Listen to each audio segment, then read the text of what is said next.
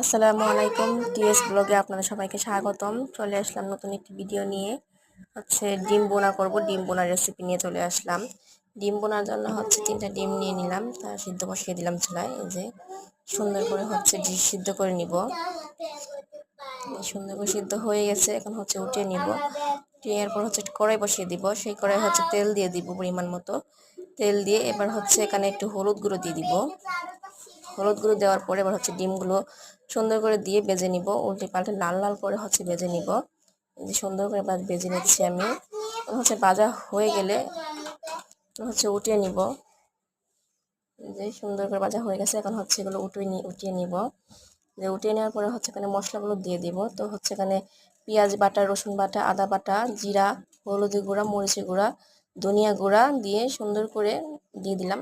কষিয়ে নিচ্ছি। এখন কষিয়ে নেওয়া হয়ে গেছে, এখন এখানে আমি ডিমগুলো দিয়ে দিলাম সুন্দর করে।